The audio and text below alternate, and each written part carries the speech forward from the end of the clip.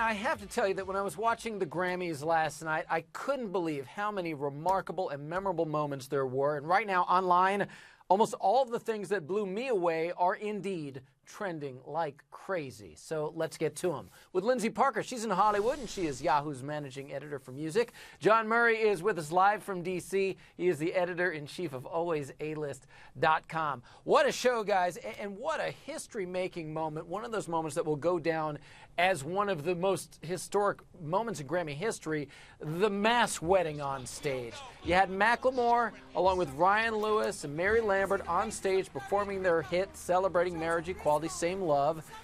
And you see the couples right there as Queen Latifah presided over this mass wedding of 33 couples. Look at this. We are gathered here to celebrate love and harmony in every key, in every color. As I look out on this audience, I'm delighted to see the faces of 33 couples who've chosen this moment to celebrate their vows with us here in Los Angeles. She was feeling it. Did you see the look on her face? All right, John, over to you first. So much to love about this. Number one, it's real. Don't misunderstand. This actually means these couples are married. It actually did happen. These were couples that were homosexual, heterosexual, multinational, multicultural. It was just a beautiful moment, wasn't it?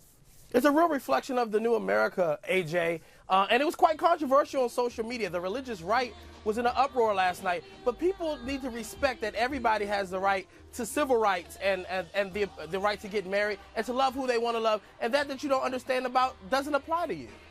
Yeah, it was a terrific moment. And we're watching right now Madonna, who came on stage sort of as the maid of honor, if you will. She walks out there with her cane, not because she couldn't walk, it was just kind of a prop, hoping to get some attention, I guess. But she was out there. It was actually pretty cool. She slow jammed Open Your Heart, her 1986 hit, a perfectly appropriate hit for the night. And I also should point out Ryan Lewis, Macklemore and Ryan Lewis, his sister was among those getting married, Lindsay. Nothing can take away from what a special moment this was.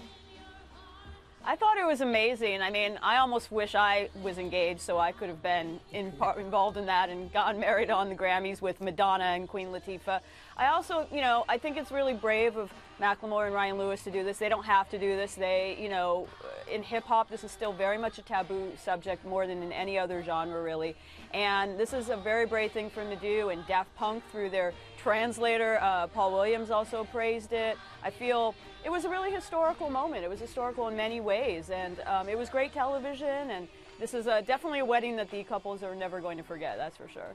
Yeah, they will always be able to point to the wedding where they had all these stars in attendance, including, of course, Pharrell Williams in that hat. But we'll get to that in just a moment. Also, when do we see at the Grammys people crying? I saw Keith Urban shedding a tear, Mary Lambert up on stage singing with Macklemore and Ryan Lewis. Couldn't believe she's standing next to Madonna. It was a very emotional moment for her as well. Well done all around. Let's move to Beyoncé and Jay-Z, and let's take a look at a little bit of their performance.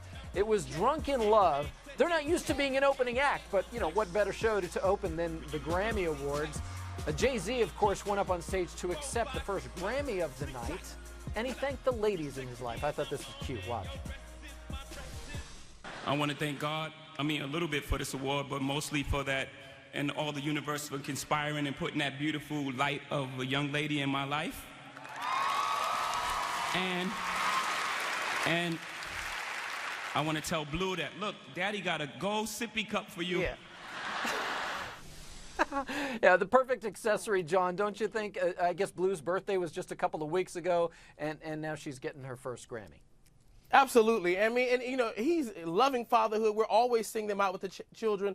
And there was a pivotal moment last night. There's all these online conspiracies that Jay-Z and Beyoncé are part of some secret society. So his acknowledgement of God last night really shocked a lot of people. I was kind of underwhelmed by Beyoncé's performance. I thought she redeemed herself in the end when she started to sing live. But overall, I thought they had a strong showing throughout the course of the night. She looked beautiful in the white dress.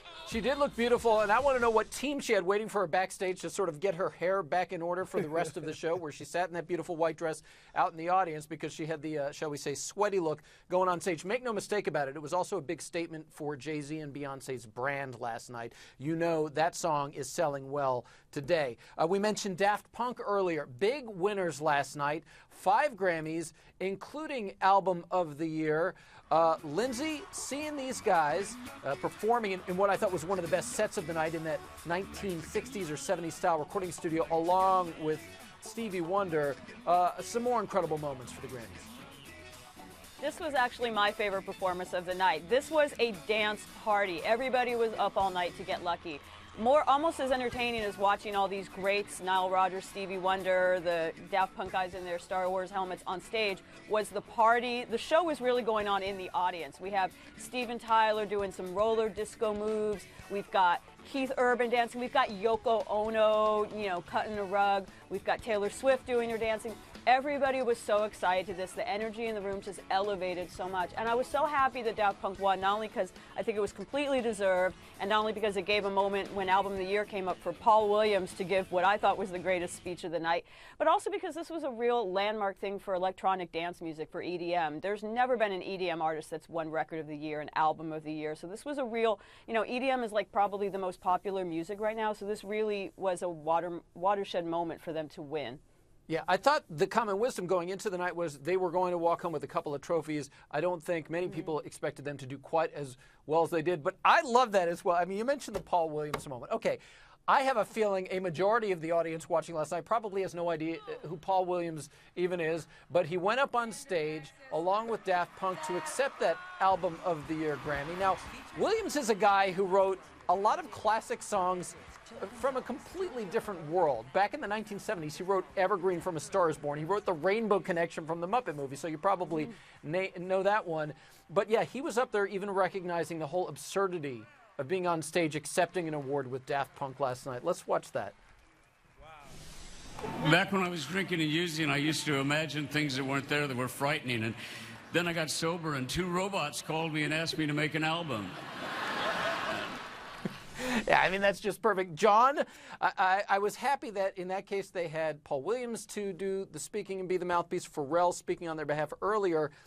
How do we know it was even Daft Punk inside those outfits? They were probably at home in France sitting on their couch watching. AJ, we don't know, but it really brought comic relief to the show. I mean, seeing them in those spacesuits throughout the show, it was fun, it was engaging. People were laughing about it on social media, and I just want to commend Pharrell because Nile Rodgers from Chic is seeing a career resurgence because of this involvement with this Daft Punk song, and I applaud young artists for taking veterans and revitalizing their careers. Yeah, Lindsay, he makes a great point. Giorgio Moroder. But I'm sorry, I was going to say they also had Giorgio Moroder on the album as well. Giorgio Moroder, Nile Rodgers. They really celebrated kind of 70s dance culture where this all began. So yeah, I totally agree. Kudos to them. Yeah, big party last night, and they did that mashup with the song Le Freak. That was a hit from Nile's group Chic back in 1979. So here we are, 35 years later, and that song is still getting played and still getting a lot of love. Yeah, full circle moment. What's old is new again. And what's new is a trend that we might be seeing today. I don't know if designers are rushing to knock this off, but we just saw it when Pharrell Williams went up on stage with Daft Punk, and there he is. There's the hat, ladies and gentlemen. He wins 4 Grammy Awards, but the story was this hat. I'm actually thinking he could have gone home with the Grammy Awards under that hat, right? This thing, by the way, has its own Twitter account, 15,000 followers so far. A lot of people were writing about it last night. It was trending online. And here's what Arby's tweeted, perhaps one of the best. Hey, Pharrell, can we have our hat back? Lindsay, I actually thought it looked a little more like Smokey the Bear's hat. Or a Canadian Mountie thing. If I'm not mistaken, it looks like he might have changed into a second hat for one of the performances he did. First of all, I want to say that whoever does the social media for Arby's needs to get a raise, because I do feel that was the tweet of the night. There were a lot of hats going on.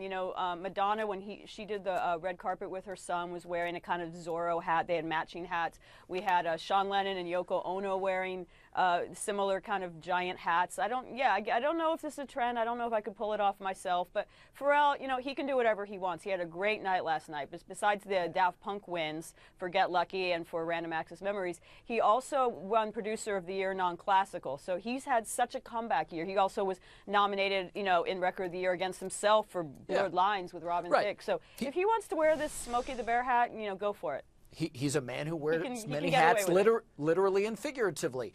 Loved 17-year-old Lorde winning 2 Grammys last night, the youngest person ever to win for Song of the Year. She won for Royals. It also won for Best Pop Solo Performance, and I loved her acceptance speech. Donna, can we roll that? This is the one thing that I did not expect the most about tonight, so thank you so much. Thank you so much. John, here's what I love. She's 17. None of the handlers have gotten a hold of her yet and said, here's how you got to act, here's how you have to look, and here's what you have to say. She's just being a 17-year-old artist, and I thought it was refreshing. Absolutely. There's an innocence there. It's refreshing. I mean, in the spirit of Adele and Jennifer Hudson, singers who sing flat-footed without taking their clothes off and having to ride on wrecking balls. If we can keep Lorde off the wrecking ball, this artist will be a mainstay in the way of Cyndi Lauper and Celine Dion and artists of that ilk. Well said. Well said. All right, John, Lindsay, thank you both so much.